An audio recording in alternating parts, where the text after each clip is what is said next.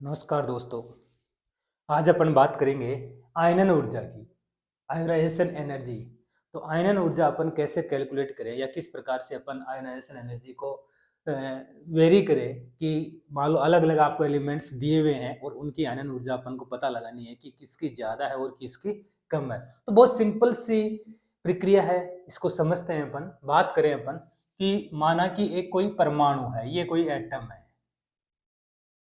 इस एटम का केंद्रीय भाग जिसको अपन नाभिक कहते हैं, न्यूक्लियस है। ये इसका न्यूक्लियस केंद्रीय भाग जो धनावेशित होता है, बाहर जो सर्कुलर पाथ होता है जिसको सेल, कक्षा या कोश कहते हैं। अब इसके बाह्यतम कोश, ये पहला कोश फर्स्ट सेल, ये सेकंड सेल, ये थर्ड सेल, पहला कोश, दूसरा कोश, तीसरा कोश, ये होते हैं इनके कोश, सेल, और जिनमें इलेक्ट्रॉन वर्ताकार पथ में गति करता है। तो इनमें कोश में इलेक्ट्रॉन भरे पड़े हैं। अब अपन बात करें कि अपन क्या करें, इस परमाणु के जो आउटर मोस्ट सेल है, ये वाला, जिसको अपन क्या कहते हैं, आउटर मोस्ट सेल, बाह्यतम कोश कहते हैं। बाह्यतम कोश, इस बाह्यतम कोश से एक इलेक्ट्रॉन हटाना है अपन को। एक इलेक्ट्रॉन को, इस इलेक्ट्रॉन को यहां से हटाना है। तो इलेक्ट्रॉन किसी भी परमाणु के, उदासीन परमाणु के कोश से जब इलेक्ट्रॉन हटाते हैं अपन, तो उसको ऊर्जा देनी पड़ती है। तो अपन क्या करें, बाहर से एनर्जी इसको देते हैं। ये अपन ने दी ऊर्जा, और जैसे ही एनर्जी देंगे तो ये बाह्यतम कोश का इलेक्ट्रॉन इस कोश से बाहर निकल जाएगा, कोश से अलग हो गया। मान लो ये इलेक्ट्रॉन यहाँ पे आ गया, तो जैसे ही अपन ने ऊर्जा दी, एक इलेक्ट्रॉन परमाणु के बाह्यतम कोश से अलग हो गया। तो इस परमाणु के ऊपर, जैसे ये तो अपना नाभिक था, ये पहला कोश, दूसरा कोश और ये तीसरा कोश, थर्ड सेल, और यहाँ से ये खाली जगह हो गई, इसका मतलब प्लस चार्ज आ गया। तो जैसे ही इलेक्ट्रॉन निकलता है किसी भी उदासीन परमाणु से, जब इलेक्ट्रॉन को अपन रिमूव करते हैं तो परमाणु के ऊपर पॉजिटिव चार्ज आ जाता है और ये इलेक्ट्रॉन अलग हो गया, अर्थात परमाणु धनावेशित हो जाता है, एक तरह से कैटाइन का निर्माण कर लेता है। ओके, तो ये धनायन का, मान लो उदासीन परमाणु ये एम है, उदासीन परमाणु है, न्यूट्रल एटम है, या अपन इसको ये कहें कि विलगित गैसीय परमाणु। आयनन ऊर्जा डिटरमाइन करने के लिए अपन क्या करते हैं, आइसोलेटेड आइसोलेटेड गैसियस एटम लेते हैं, जिसको कहते हैं विलगित गैसीय परमाणु के बाह्यतम कोश से, आउटर मोस्ट सेल से एक इलेक्ट्रॉन रिमूव करने के लिए जितनी एनर्जी देनी पड़ती है, ये एनर्जी आयनन एनर्जी कहलाती है, आयनन ऊर्जा कहती है। ये कहलाती है आयनन ऊर्जा, क्योंकि परमाणु से इलेक्ट्रॉन इजीली मुक्त नहीं होता है, उसको कुछ ना कुछ ऊर्जा देनी पड़ती है। तो अपन ये आयनन ऊर्जा की डेफिनेशन ये बोल सकते हैं कि भी किसी भी विलगित गैसीय परमाणु के बाह्यतम कोश से एक इलेक्ट्रॉन मुक्त करने के लिए आवश्यक ऊर्जा आयनन ऊर्जा कहलाती है। और आयनन ऊर्जा, चूंकि अपन एनर्जी इलेक्ट्रॉन मुक्त करने के लिए एनर्जी दे रहे हैं, तो एनर्जी दे रहे हैं, तो जो आयनन ऊर्जा होती है, आयोनाइजेशन एनर्जी होती है, एक तरह से ये एंडोथर्मिक प्रोसेस है, ऊष्माशोषी प्रक्रिया है। तो इसको अपन कहते हैं एंडोथर्मिक प्रोसेस। एंडोथर्मिक प्रोसेस, क्योंकि ऊर्जा दे रहे हैं इसलिए इसको ऊष्माशोषी अभिक्रिया कहते हैं। क्लियर। नेक्स्ट अपन बात करें कि जब ऊर्जा दे रहे हैं, ऊष्माशोषी अभिक्रिया है, तो इन अभिक्रियाओं के लिए डेल्टा एच का मान, डेल्टा एच का मान पॉजिटिव होता है। तो आयनन एनर्जी के लिए डेल्टा एच का मान पॉजिटिव होता है, धनात्मक होता है।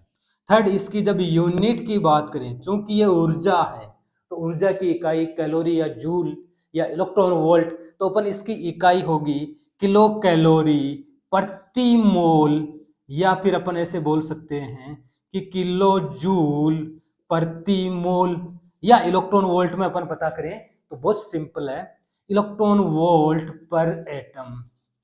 तो कोई भी एक इकाई अपन आयनन ऊर्जा की, जिसमें भी अपन को आयनन ऊर्जा कैलकुलेट करनी है, वो अपन इजीली कैलकुलेट कर सकते हैं। क्लियर? तो आयनन ऊर्जा ये बात हुई। अब अपन बात करें कि जो आयनन एनर्जी है, अपन इलेक्ट्रॉन मुक्त करने के लिए ऊर्जा दे रहे हैं, तो जो आयनन ऊर्जा होती है वो क्रमागत आयनन ऊर्जा का मान हमेशा बढ़ते क्रम में होता है। कैसे, इसको समझते हैं अपन। तो जैसे सिंपल सी बात करें कि ये कोई उदासीन परमाणु है, जैसे मान लो ये कोई उदासीन परमाणु है, न्यूट्रल एटम है, जिसको मैं एम से लिख रहा हूं। अपन ने क्या किया, इसके बाह्यतम कोश से एक इलेक्ट्रॉन हटाने के लिए इसको ऊर्जा दे रहे हैं।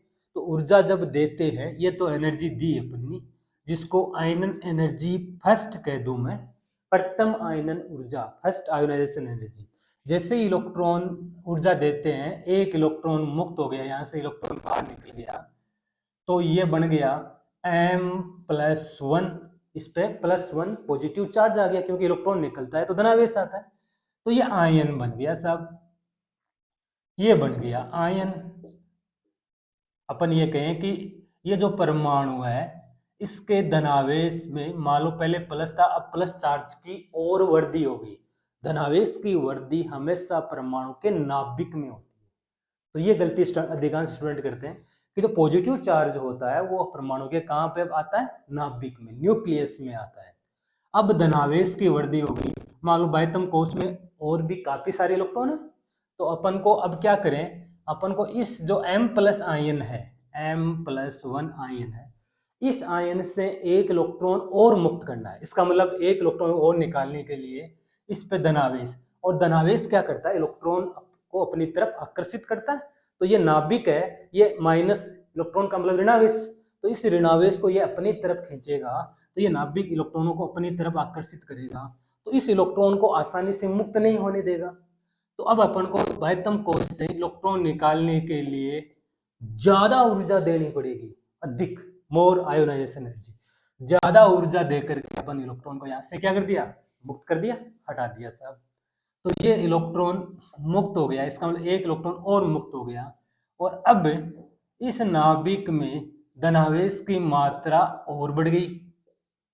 तो ये हो गया M+2, धनावेश, पॉजिटिव चार्ज बढ़ गया, और धनावेश इलेक्ट्रॉनों को प्रबलता से अपनी तरफ आकर्षित करता है। नाभिक में धनावेश बढ़ने को कहते हैं जेड इफेक्टिव, मतलब प्रभावी nuclear charge, effective nuclear charge इसको कहते हैं।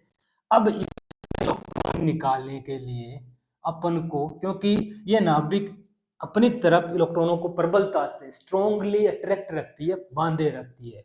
अब इलेक्ट्रॉन निकालने के लिए बहुत ज्यादा ऊर्जा देनी पड़ती है, और ज्यादा एनर्जी, और ज्यादा एनर्जी देंगे तब जाके बाह्यतम कोश से इलेक्ट्रॉन मुक्त होगा। तो अब इस पे धनावेश की मात्रा और बढ़ जाती है, इसका मतलब ये हो गया M+3।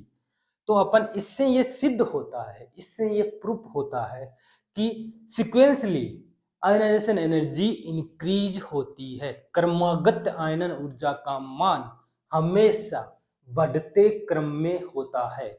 ये इंपॉर्टेंट बात है। तो मैं आयनाइजेशन एनर्जी का क्रम लिखूं, आयोनाइजेशन एनर्जी का ऑर्डर लिखे हैं अपन, तो सबसे ज्यादा ऊर्जा किसकी, कौन सी होगी, I3। तो I3 का मान सबसे ज्यादा होगा, फिर I2, फिर उसके बाद में I1। तो इस प्रकार से सिक्वेंसली जो आयनन ऊर्जा है वो हमेशा बढ़ते क्रम में होती है। क्यों होती है, रीजन क्लियर है, इट्स क्लियर। क्योंकि जैसे इलेक्ट्रॉन निकलता है नाभिक में धनावेश बढ़ता है, धनावेश बढ़ेगा तो इलेक्ट्रॉनों को अपनी तरफ खींचेगा, तो फिर अपन और इलेक्ट्रॉन निकालना चाहिए तो और ज्यादा ऊर्जा देनी पड़ेगी, और धनावेश बढ़ गया, और इलेक्ट्रॉन मुक्त करना है तो और ज्यादा एनर्जी देनी पड़ेगी। इसलिए क्योंकि नाभिकीय आवेश बढ़ता है, इसलिए क्रमागत आयनन ऊर्जा का मान हमेशा बढ़ते क्रम में होता है। क्लियर? तो ये इंपॉर्टेंट बात है। ये तो आयनन ऊर्जा की एक सिंपल बेसिक जानकारी हुई, जो अपन को होना नितांत आवश्यक है। अब बात करें कि जो पीरियोडिक टेबल है इसमें आयनन ऊर्जा कैसे वेरी करती है, इसकी अपन बात करेंगे। तो फैक्टर्स अफेक्टिंग आयनन एनर्जी। आयनन ऊर्जा को प्रभावित करने वाले फैक्टर्स कौन कौन से? सबसे पहले एटॉमिक साइज, एटॉमिक साइज, परमाणु आकार। परमाणु आकार बढ़ेगा तो नाभिक से बाह्यतम कोश की इलेक्ट्रॉन की दूरी बढ़ेगी, दूरी बढ़ेगी तो इलेक्ट्रॉन को इजीली अपन क्या कर सकते हैं? कम मात्रा में ऊर्जा देकर भी मुक्त कर सकते हैं। तो अपन ये कहें कि आयनन energy inverse proportional to size, आकार के इनवर्स प्रोपोर्शनल होती है आयनन ऊर्जा। क्लियर? तो अपन ये कहें कि साइज बढ़ेगा तो आयनन ऊर्जा क्या होगी? डिक्रीज होगी, साफ घटेगी, कम होगी। आकार बढ़ेगा, ऊर्जा कम होगी। तो अपन बात करें जैसे sodium, potassium, rubidium, caesium, up to down जाते हैं इन द वर्ग, एक वर्ग में ऊपर से नीचे जाते हैं तो आकार बढ़ता है, नंबर ऑफ सेल्स बढ़ते हैं, कोश की संख्या बढ़ती है, आकार बढ़ेगा। जैसे सोडियम परमाणु, फिर पोटेशियम, फिर रुबिडियम, फिर इससे भी बड़ा आकार हो गया सीजियम का। तो ये सोडियम, पोटेशियम, रुबिडियम और सीजियम। तो जैसे जैसे आकार जाएंगे तो बाह्यतम नाभिक से बाह्यतम कोश के इलेक्ट्रॉन की दूरी बढ़ेगी, दूरी बढ़ेगी तो नाभिक से अट्रैक्शन फोर्स कम हो गया, कम हो गया तो थोड़ी सी ऊर्जा देते ही ये इलेक्ट्रॉन इजीली क्या हो जाएगा? मुक्त हो जाएगा। इसलिए परमाणु आकार बढ़ेगा तो आयनन ऊर्जा, कम ऊर्जा देनी पड़ेगी तो आयनन ऊर्जा भी घटेगी, कम होती है। तो आकार बढ़ने से आयनन ऊर्जा घटती है, पहला फैक्टर। दूसरा जो इंपॉर्टेंट फैक्टर है वो है इलेक्ट्रॉनिक कॉन्फ़िगरेशन, इलेक्ट्रॉनिक विन्यास। इलेक्ट्रॉनिक विन्यास कैसे अपन लिखें? इलेक्ट्रॉनिक कॉन्फ़िगरेशन, इलेक्ट्रॉनिक विन्यास की बात करें अपन तो सामान्यतः हाफ फील्ड, अर्धपूरित एंड फुल फील्ड, जो इलेक्ट्रॉनिक विन्यास है, हाफ फील्ड और फुल फील्ड, अर्धपूरित और पूर्ण पूरित इलेक्ट्रॉनिक विन्यास वाले तत्वों की आयनन ऊर्जा अधिक होती है, तुलनात्मक रूप से इसके निकटवर्ती तत्वों से ज्यादा होती है। हाफ फील्ड का मतलब जैसे जैसे P3, D5, F7, तो ये हाफ फील्ड विन्यास है, मतलब आधा उपकोष भरा हुआ है, पूर्ण रूप से भरा हुआ नहीं है। P उपकोष में अधिकतम 6 इलेक्ट्रॉन आ सकते हैं, 3 भरे हुए, D में 10 आ सकते हैं, 5 भरे हुए, F में 14 होते हैं, 7 भरे हुए। तो हाफ फील्ड। फुल फील्ड में जैसे बात करें अपन D10, P6, F14, तो ये फुल फील्ड। तो अर्धपूरित और पूर्ण पूरित विन्यास स्थायी होता है, स्टेबल कॉन्फ़िगरेशन है कंपाउंड का, तत्व का, इसलिए उससे इलेक्ट्रॉन निकालने के लिए ज्यादा ऊर्जा देनी पड़ती है, क्योंकि स्टेबल कोई एलिमेंट्स है, एटम है, और उसको अपन अनस्थायी कर रहे हैं ऊर्जा दे करके, तो उसके लिए इलेक्ट्रॉन मुक्त करने के लिए ज्यादा ऊर्जा की आवश्यकता होती है। जैसे अपन एग्जाम्पल के द्वारा समझें कि एक सिंपल सा एग्जाम्पल की बात करें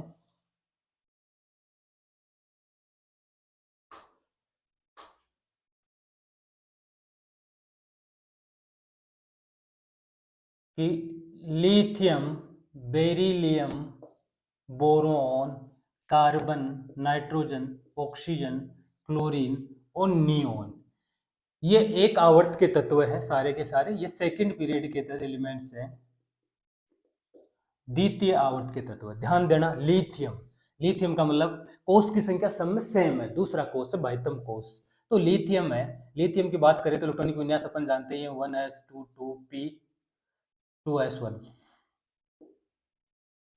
फिर बेरिलियम का 1s2 2s2, बोरोन का 1s2 2s2 2p1, इसका 2p2 2p3 2p4 2p5 और 2p6। तो अपन को ये ध्यान से देखने पे पता चलता है कि एक तो यहाँ पे बेरिलियम में जो एस उपकोष है वो पूरा भरा हुआ है, फुल फील्ड विन्यास है। फिर नाइट्रोजन के अंदर P3 मतलब हाफ फील्ड कॉन्फ़िगरेशन है, हाफ फील्ड, आधा भरा हुआ है, P जो उपकोष है वो आधा भरा हुआ है, क्लियर। और नियोन के अंदर बात करें तो P6 मतलब फुल फील्ड विन्यास है, फुल फील्ड इलेक्ट्रॉनिक कॉन्फ़िगरेशन है। एक आवर्त में जब बाएं से दाएं जाते हैं तो आयनन ऊर्जा जनरली जब अपन ट्रेंड करें तो लेफ्ट टू राइट, एक पीरियड में दाएं बाएं से जब दाएं जाते हैं तो आयनन ऊर्जा का मान बढ़ता है। ये भी क्वेश्चन आता है कि आयनाइजेशन एनर्जी क्या होती है, इंक्रीज होती है साहब, बढ़ती है। क्यों बढ़ती है, इधर से इधर जाएंगे तो आयनन ऊर्जा बढ़ेगी, क्योंकि रीजन, क्योंकि सब में देखो बाह्यतम कोष दूसरा है साहब, सब में 2 2 2 2, इसका मतलब कोष की संख्या तो समान है। अब क्या हो रहा है, कोष की संख्या समान है, इलेक्ट्रॉन्स बढ़ रहे हैं, साथ ही साथ प्रोटॉन्स की संख्या में भी वृद्धि हो रही है। जब परमाणु है और परमाणु के बाह्यतम कोष में इलेक्ट्रॉन भी बढ़ रहे हैं और प्रोटॉन की संख्या में भी वृद्धि हो रही है, तो इलेक्ट्रॉन की तुलना में प्रोटॉन, इसका मतलब धनावेश, तो नाभिक का आवेश मतलब धनावेश बढ़ रहा है, तो एक आवर्तन जब बाएं से दाएं जाते हैं ना, धनावेश में वृद्धि होती है। धनावेश का मतलब नाभिकीय आवेश में वृद्धि होती है, जिसको कहते हैं Z effective, effective nuclear charge बढ़ता है। और जेड इफेक्टिव बढ़ेगा, नाभिकीय आवेश बढ़ेगा तो क्या होगा, इलेक्ट्रॉनों को प्रबलता से आकर्षित करेगा, और जब धनावेश बढ़ेगा तो इस इलेक्ट्रॉन को इजीली मुक्त नहीं होने देगा, तो इसको अपन को क्या करनी पड़ेगी, ज्यादा ऊर्जा देनी पड़ती है। तो आयनन ऊर्जा क्या होगी, बढ़ती है। लेकिन एक्सेप्शनल केस कहाँ है, जहां पे अर्धपूरित या पूर्णपूरित विन्यास आता है, वहां पे ऐसा नहीं होता। जहां हाफ फील्ड या फुल फील्ड विन्यास होता है, वहां क्या होता है, जैसे अपन इनकी आयनन ऊर्जा की बात करें तो लेफ्ट टू राइट जाते हैं L2R, तो जनरली आयनन ऊर्जा क्या होती है, बढ़ती है।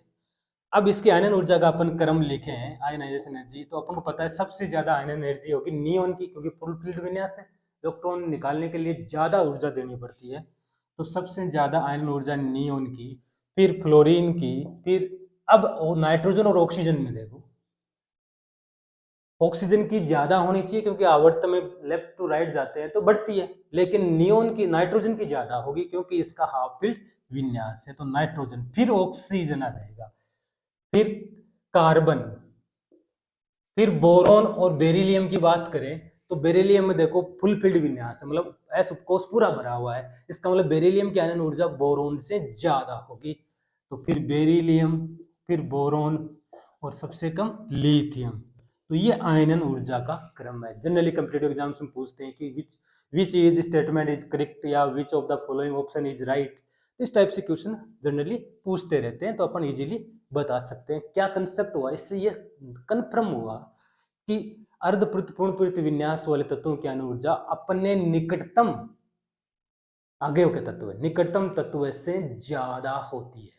ये नहीं है कि इसकी आयनन ऊर्जा इन सबसे ज्यादा हो गई, ऐसा नहीं होता है। नाइट्रोजन की आयनन ऊर्जा ऑक्सीजन से ज्यादा होगी, बेरिलियम की बोरोन से ज्यादा होगी, लेकिन कार्बन से ज्यादा नहीं होती है। तो ये अपन को ध्यान रखना है कि इलेक्ट्रॉनिक कॉन्फ़िगरेशन भी आयनन ऊर्जा को क्या करता है, वेरी करता है, चेंज करता है, बदलता है। तो ये तो थर्ड फैक्टर अपना हुआ इलेक्ट्रॉनिक कॉन्फ़िगरेशन। फोर्थ जो फैक्टर है वो है जेड इफेक्टिव, प्रभावी नाभिकीय आवेश। इसका मतलब ये हुआ कि फोर्थ जो अपना कारक है वो है effective nuclear charge, effective nuclear charge, जिसको संक्षिप्त में जेड इफेक्टिव बोल सकते हैं अपन। जेड इफेक्टिव का मतलब प्रभावी नाभिकीय आवेश, प्रभावी नाभिकीय आवेश बढ़ेगा, इसका मतलब सीधी सी बात है जेड इफेक्टिव बढ़ेगा तो आयनन ऊर्जा भी बढ़ेगी। क्यों बढ़ेगी, क्योंकि नाभिकीय आवेश बढ़ेगा तो इलेक्ट्रॉन को वो नाभिक प्रबलता से पकड़ के रखेगा, कैप्चर रखेगा, तो बहुत ज्यादा ऊर्जा देंगे तब जाकर के बाह्यतम कोष का इलेक्ट्रॉन मुक्त होगा। इसका मतलब जेड इफेक्टिव बढ़ेगा तो आयनन ऊर्जा भी बढ़ती है। क्लियर। जैसे मैं बात करूं कि एल्यूमिनियम Al+1, Al+2, Al+3, बताओ इनकी मीन्स किसकी आयनन ऊर्जा सबसे ज्यादा होगी, इसकी, क्योंकि प्लस का मान ज्यादा है, प्लस ज्यादा है तो जेड इफेक्टिव ज्यादा है, तो आयनन ऊर्जा का जब अपन इसका क्रम लिखें तो सबसे ज्यादा हो जाएगी Al+3, फिर Al+2, फिर Al+1 और सबसे कम एल्यूमिनियम। तो इस प्रकार से अपन बता सकते हैं इजीली, बहुत कंसेप्चुअल बात है, इसको अपन इजीली याद रख सकते हैं, रटने की कोई आवश्यकता नहीं है। अब बात करें फिफ्थ जो फैक्टर है, बहुत इंपॉर्टेंट, भेदन क्षमता, पेनिट्रेशन पावर। भेदन क्षमता क्या होती है, फिफ्थ फैक्टर है भेदन क्षमता, जिसको अपन पेनिट्रेशन पावर बोलते हैं।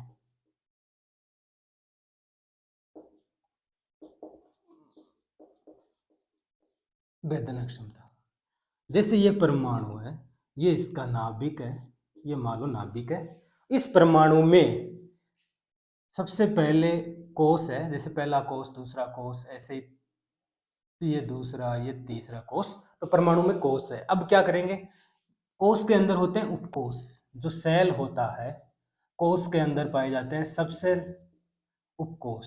जैसे मान लो दूसरा कोष है तो इसमें एस और पी उपकोष होते हैं, तीसरा कोष है तो एस पी डी, चौथा कोष है तो एस पी डी एफ उपकोष होते हैं। तो जो एस उपकोष होता है वो नाभिक के ज्यादा पास में होता है, एस उपकोष नाभिक के ज्यादा पास में है।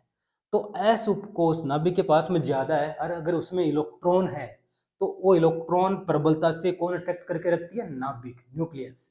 और उस इलेक्ट्रॉन को रिलीव करने के लिए, उस इलेक्ट्रॉन को रिलीज करने के लिए अपन को ज्यादा ऊर्जा देनी पड़ेगी, इसके लिए ज्यादा ऊर्जा देनी पड़ेगी, पी से थोड़ी और कम, डी से, क्योंकि नाभिक से जैसे जैसे उपकोष की दूरी बढ़ेगी वैसे वैसे उसको वहां से मुक्त करना आसान होगा। तो एस उपकोष नाभिक के पास में होता है, उसको मुक्त करने के लिए ज्यादा ऊर्जा देनी पड़ेगी। इसका मतलब एस उपकोष की भेदन क्षमता सबसे ज्यादा होती है।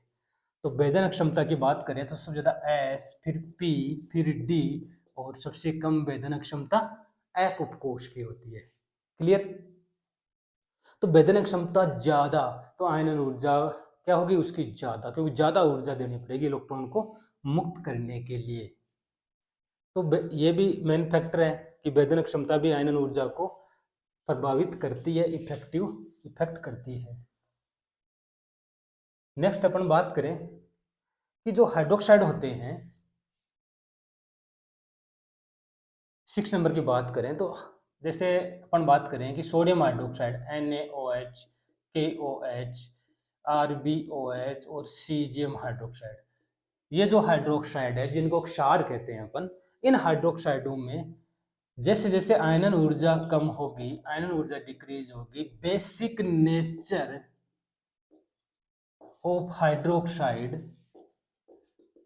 क्या होगी, इंक्रीज होगी साहब। हाइड्रोक्साइड की एक क्षारीय प्रकृति बढ़ती है, जैसे जैसे आयनन ऊर्जा कम होगी हाइड्रोक्साइड की क्षारीयता बढ़ेगी। तो इन हाइड्रोक्साइडों की अपन क्षारीयता का पता लगाएं, इनकी बेसिसिटी का ऑर्डर अपन लिखें तो सबसे ज्यादा क्षारीय, क्योंकि आयनन ऊर्जा लिख लेते हैं पहले धातुओं की, सबसे ज्यादा कम आयनन ऊर्जा होगी सीजियम की, फिर होगी रुबिडियम की, फिर पोटेशियम और फिर सोडियम, क्योंकि वर्ग में अप टू डाउन जाते हैं, आकार बढ़ेगा आयनन ऊर्जा घटेगी। तो सबसे कम आयनन ऊर्जा, तो सबसे प्रबल हाइड्रोक्साइड सीजियम, फिर रुबिडियम हाइड्रोक्साइड, फिर KOH और फिर NaOH। तो इस प्रकार से अपन इजीली याद रख सकते हैं। ऐसे बात करें जैसे बेरिलियम की, beryllium, magnesium, calcium, strontium, barium, ये एलिमेंट्स हैं द्वितीय वर्ग के तत्व। तो इनकी आयनन ऊर्जा की बात करें, हाँ, एक सबसे बेरिलियम, सबसे ज्यादा आयनन ऊर्जा किसकी होगी इसमें, बेरिलियम की, फिर मैग्नीशियम, कैल्शियम, स्ट्रोंशियम। तो बेसिसिटी का ऑर्डर लिखे इनकी हाइड्रोक्साइड की, तो सबसे कम आयनन ऊर्जा इसकी, इसका मतलब सबसे प्रबल क्षार होगा बेरियम हाइड्रोक्साइड, फिर स्ट्रोंशियम हाइड्रोक्साइड, फिर कैल्शियम हाइड्रोक्साइड और फिर मैग्नीशियम हाइड्रोक्साइड, और सबसे कम होगा बेरिलियम हाइड्रोक्साइड। तो इस प्रकार से अपन आयनन ऊर्जा की सहायता से हाइड्रोक्साइड की क्षारीयता भी ज्ञात कर सकते हैं इजीली, कोई दिक्कत नहीं है। क्लियर। हाँ, अब सबसे इंपॉर्टेंट बात, पूरी पीरियोडिक टेबल में, पूरी आवर्त सारणी में सबसे ज्यादा जो आयनन ऊर्जा होती है वो हीलियम की होती है। हीलियम एक ऐसा एलिमेंट है जिसकी आयनन ऊर्जा पूरी आवर्त सारणी में सबसे ज्यादा पाई जाती है, और सीजियम की आयनन ऊर्जा सबसे कम होती है। इसकी तो सबसे कम और हीलियम की आयनन ऊर्जा सबसे ज्यादा। तो ये भी कई बार कॉम्पिटिटिव एग्जाम्स में पूछते हैं कि सबसे ज्यादा आयनन ऊर्जा किस तत्व की होती है, सबसे कम किसकी होती है। तो ये तो हुआ बेसिक पार्ट अपना आयनाइजेशन एनर्जी का। Thank you.